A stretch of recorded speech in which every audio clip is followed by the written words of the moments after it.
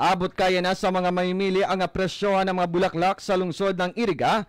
Depende sa klase at laki nito sa base sa mga flower shop ngayong papalapit na ang Valentine's Day.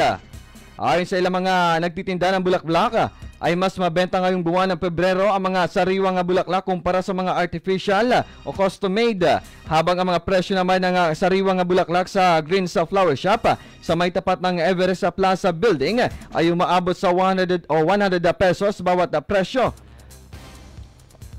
Depende na rin ito sa klase. Tulad na lang ay niya ng sunflower, rose at iba pang sariwang bulaklak.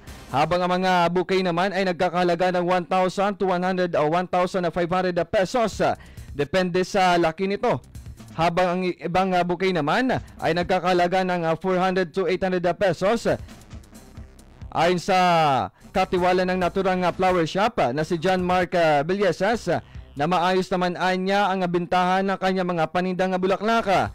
Samantala ay naman sila mga bumibili ng bulaklak tulad na lamang niya nila Ken Rumbano at Irene Galfilan na malagaan niya ang makapagbigay o makatanggap ng bulaklak pagsapit ng araw ng mga puso. Pakinggan natin ang ilang payag ni Ken Rumbano at Irene Galfilan.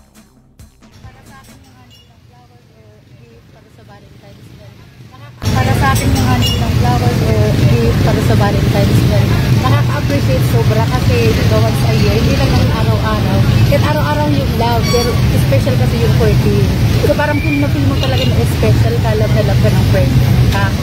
Appreciate ko po sa Valentine's Day kahit pagbigay sa flowers. So masaya ako makatanggap ng flowers.